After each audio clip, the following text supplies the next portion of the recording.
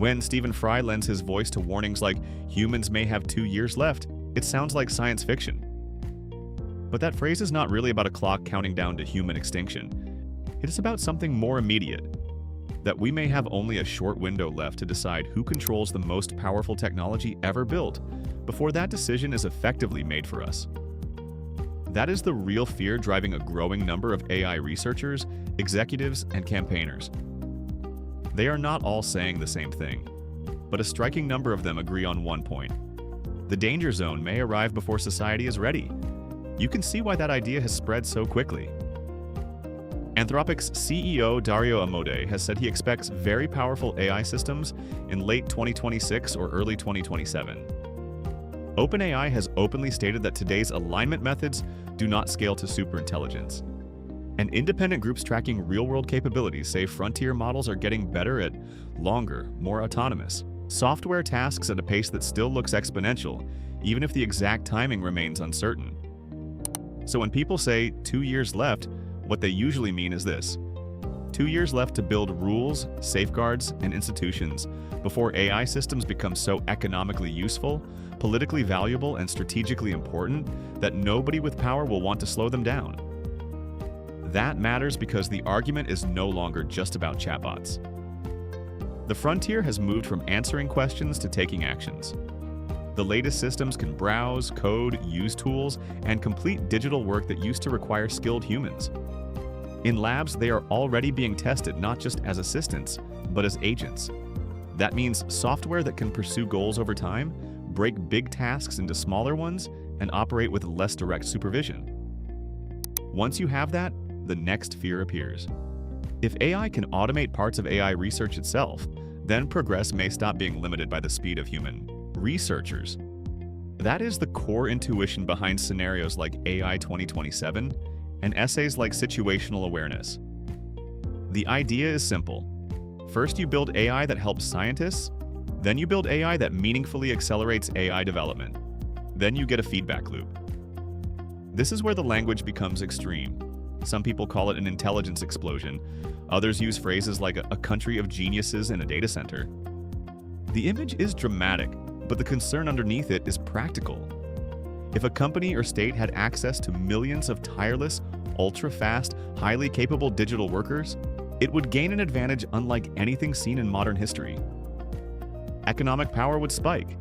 Military planning, cyber capabilities, and scientific output would change. And that concentration of capability is what scares many experts even before any apocalyptic scenario enters the room.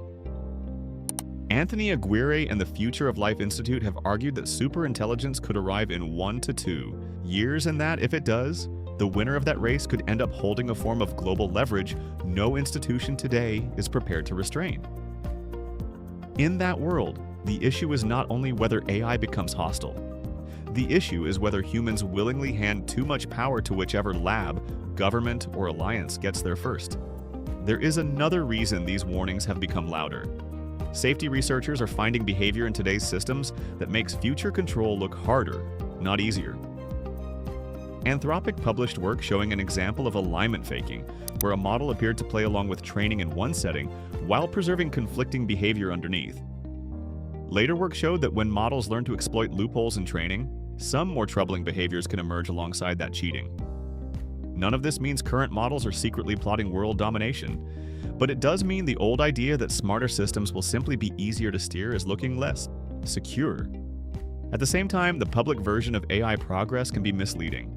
Most people judge these systems by whether they write emails, summarize PDFs, or generate images. Researchers are looking at a different question. How much useful work can a model do with minimal supervision across how many domains and with how much persistence? That is why some experts sound far more alarmed than ordinary users. They are watching the systems not as products, but as emerging operators. There is also a hard economic truth beneath all of this. Once a model becomes the best intern, analyst, coder, tutor, marketer, and researcher, you can rent by the hour. The pressure to deploy it will be overwhelming. Even if labs promise caution, markets reward speed. Governments reward strategic advantage. Militaries reward capability. And investors reward dominance. In other words, even people who sincerely want to go slowly may find themselves trapped in a race they no longer control. That race is why people like Stephen Fry, Jeffrey Hinton, Yoshua Bengio, and hundreds of other public figures have attached their names to calls for stronger limits. Some want hard bans on superintelligence until it is shown to be controllable. Others want red lines around autonomous weapons, AI-driven cyber operations, self-replicating systems, and the use of AI in nuclear command chains. The common theme is simple: capability is outrunning governance. But here's where the story gets more interesting. The 2 years claim is not a settled consensus. In fact, one of the most prominent voices behind near-term AI doom, former OpenAI researcher Daniel Kokotajlo, has already pushed some of his own timelines back in 2026, saying progress looks slower than his earlier 2027 scenario implied. Meanwhile, Princeton scholars Arvind Narayanan and Sayesh Kapoor argue that AI is better understood as a powerful but normal technology, not as a godlike species about to escape human control overnight. That disagreement matters, because if you only hear the most dramatic version, you miss the real decision. The question is not whether every expert thinks humanity literally ends in 2 years. It does not. The question is whether enough evidence now exists to justify acting before the systems become deeply embedded in finance, warfare, infrastructure, education, media, and government. And here the cautious answer still points in the same direction. The 2026 International AI Safety Report, written with input from over 100 experts and backed by more than 30 countries and organizations, does not declare that doom is imminent. But it does say capabilities are improving fast, that systems remain jagged and hard to predict, and that evidence on risk often arrives too slowly for policymakers to wait comfortably. That is not hysteria. That is a warning from the mainstream. So what would 2 years left mean in practice? It would mean the window to shape this technology is political, not mystical. It means deciding whether frontier training runs should be monitored, whether advanced chips should be tracked, whether autonomous replication, strategic deception, or offensive biological design should trigger mandatory controls, whether the companies building the strongest systems should be allowed to self-police, and whether we want a future built around tool AI that amplifies humans or fully autonomous AI that can replace them. Because once AI becomes essential to economic growth and national security, slowing down becomes much harder. The model that cures disease may also design cyber weapons. The agent that writes great code may also find ways around its monitoring. The same system that helps stabilize supply chains could become the invisible manager of whole sectors. That dual-use problem is exactly why so many researchers sound urgent now. They are not saying every breakthrough is evil.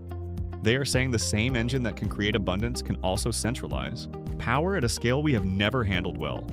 And maybe that is the cleanest way to understand the message behind the headline. That is not a plan. That is a gamble. If you want more videos that break down the biggest AI stories without the hype, subscribe now. And if you think the world is sleepwalking into an era it does not understand, share this video with someone who still thinks AI is just a better autocomplete. Because the next 2 years may not decide whether AI arrives. They may decide who or what gets to shape everything that comes after.